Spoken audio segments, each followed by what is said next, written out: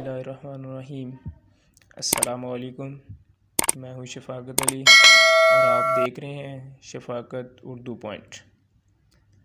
आज हम बात करेंगे उर्दू ग्रामर के हवाले से जो क्लास नहम और क्लास दहम के लिए है। उर्दू ग्रामर का आगाज़ करने से पहले अगर आपने हमारे चैनल को सब्सक्राइब नहीं किया तो उसको सब्सक्राइब कर दें और बेल आइकन बजाना मत भूलिएगा ताकि हमारी हर आने वाली नई वीडियो सबसे पहले आप तक पहुंच सके। हम बात करेंगे उर्दू ग्रामर के हवाले से। सबसे पहले हम देखेंगे कि ग्रामर होती क्या है।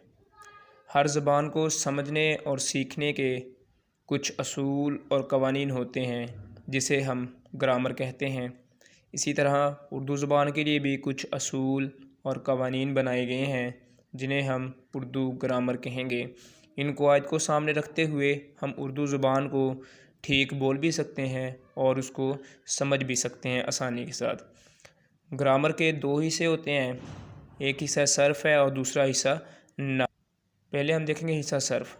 हिस्सा सर्फ कवायद का वो हिस्सा होता है जिसमें अल्फाज से बहस की जाती है, यानी कि ये लफ्ज़ वाहद है या जमा, मुज़क्कर है या मोनस, इसम है, फ़ेल है या फिर हरफ है।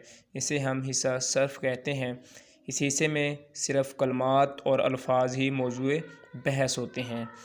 दूसरा हम देखेंगे हिस्सा नहव। ग्रामर का वो हिस्सा जिसमें मरकब जुमलों और अबारतों से बहस की जाती है। इसमें हम मरकब जुमले देखेंगे और अबारतें, उसके मतलब हम बातचीत करते हैं, उसे हिस्सा नहव कहते हैं। इसके आगाज़ में हम बात करते हैं हरफ के हवाले से कि हरफ क्या होता है, जिससे उर्दू ग्रामर का आगाज़ होता है। मुफरद आवाज़ों को हरफ कहते हैं। हरफ की जमा हरूफ होती है। अलिफ से लेकर ये तक सारे जो हैं वो हरूफ कहलाते हैं। अगर हम एक एक को देखें, जैसे ये है अलिफ है, बे है, जीम, दाल, रे, सीन, स्वाद, तोए, आइन, मीम, नून वगैरह, ये जितने भी हैं अगर हम एक एक को देखेंगे तो ये हरफ होगा। अगर हम इन सब को देखेंगे, इनके मजमूए को देखेंगे, अलिफ से लेके ये तक सब को देखेंगे, पढ़ेंगे, तो हम इसको हरूफ तहज्जी कहेंगे। ठीक है, इसका नाम रखा गया हरूफ तहज्जी। अगर एक एक होगा, अलिफ, बे, जीम, दाल एक एक होगा तो ये हरफ होगा। उर्दू में इनकी तादाद 52 है, 52 है इनकी तादाद। ठीक है, और दूसरे नंबर पे आता है लफ़ज़ के हरूफ के मजमूए को लफ़ज़ कहते हैं। इसकी तारीफ़ ये भी हो सकती है, दो या दो से ज़्यादा हरूफ मिलकर लफ़ज़ बनाते हैं। दो या दो से ज़्यादा हरूफ के मजमूए को हम लफ़ज़ कहते हैं। जैसे ये देखें, खुदा, रसूल, अदब वगैरह। इसमें खुदा में देखेंगे तो हम खे, दाल और अलिफ, इनका मजमू है, ये हरूफ का मजमू है। अगर एक एक देखें, खे एक अलग हरफ है, दाल अलग हरफ है, अलिफ अलग हरफ है, इन सब को हम हरूफ कहेंगे। इनका जो मजमू है हमने इसको इकट्ठा किया तो एक लफ्ज़ बन गया जिसे खुदा पढ़ते हैं। इसी तरह हम दूसरे की तरफ आते हैं। दूसरा है रसूल।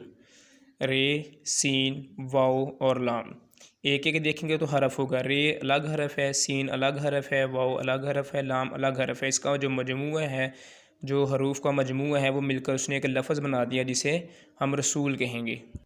इसके बाद जो दूसरे नंबर पर चीज़ आती है वो है लफ्ज़ की अक़साम। लफ्ज़ दो तरह के होते हैं, इसकी दो अक़साम हैं। एक है लफ्ज़ मौजू और लफ्ज़ मुहम्मल। लफ्ज़ मौजू को हम कलमा भी कहते हैं आम तौर पर, और लफ्ज़ मुहम्मल दूसरा है। लफ्ज़ मौजू की अगर हम तारीफ़ देखें, कलमा की बामानी अल्फाज को कलमा कहते हैं। वो हरूफ जिनके कुछ ना कुछ मानी हों उसे कलमा कहते हैं। ये भी इसकी तारीफ़ होगी। अगर हम इसकी जामे तारीफ़ देखें तो ये होगी, हरूफ का ऐसा मजमुआ जिसको सुनने या पढ़ने से मतलब फ़ौरन समझ में आ जाए, उसे हम लफ्ज़ मौजू या फिर कलमा कहेंगे। मसलन रोटी, पानी, बात, किताब वगैरह। अगर हम रोटी की देखें तो हमें पता है कि ये लफ्ज़ जो है रोटी, मसलन रोटी खाने वाली, पानी जो पीने वाला है, बात जो हम करते हैं, गुफ्तगू करते हैं, किताब जिससे हम पढ़ते हैं। ये लफ्ज़ देख के हमारे जहन में इसके जो मानी हैं वो फ़ौरन आ जाएंगे। हमें जो बात है वो बिल्कुल समझ में आ जाएगी कि ये हरफ है क्या। इसके बाद जो उसकी दूसरी किस्म है वो है लफ्ज़ मुहम्मल। बेमानी अल्फाज को मुहम्मल कहते हैं, वो हरूफ जिसके कोई मानी ना हो। इसकी अगर हम जामे तारीफ़ देखें तो ये होगी, हरूफ का ऐसा मजमुआ जिसको सुनने या पढ़ने से मतलब बिल्कुल समझ में ना आए, जब तक उससे पहले लफ्ज़ मौजू ना लगाया जाए, उसे लफ्ज़ मुहम्मल कहते हैं। अगर हम इसकी दूसरी तरफ देखें, ایسے حروف یا ایسے الفاظ جن کے کوئی معنی نہ ہو بلکہ یہ لفظ موضوع کے ساتھ خوبصورتی کے لیے استعمال ہوتے ہیں، اس کو ہم مہمل الفاظ کہتے ہیں، جیسے چیت، ووٹی، وانی، شتاب وغیرہ۔ اگر ہم ان ایک ایک کو دیکھیں، چیت اس سے ہمارے ذہن میں کوئی بھی معنی نہیں آئے گا، ووٹی کوئی معنی نہیں، وانی کوئی معنی نہیں، شتاب اکیلے کو دیکھیں گے تو اس کا معنی ہمیں پتہ ہی نہیں ہوگا کہ یہ ہے کیا۔ اس کے بعد ہم لفظ موضوع اور لفظ مہمل ہیں، کچھ کو ہم پڑھ لیتے ہیں، جیسے بات کے ساتھ چیت لگا دیں تو ہمیں سمجھ میں آ جائے کہ یہ بات چیت لفظ بن گیا، ٹھیک ہے، لفظ موضوع بھی آ گیا، لفظ مہمل بھی آ گیا۔ اور دوسرا کھانا چھانا، کھانا کھانے والا، چھانا لفظ موضوع خوبصورتی کے لیے، کتاب شتاب، قلم شلم، میلا کچیلا، روٹی ووٹی۔ اگر ہم لفظ موضوع پہلے استعمال کریں گے تو بعد میں لفظ مہمل کا ہمیں معنی جو ہے وہ سمجھ میں آ جائے گا۔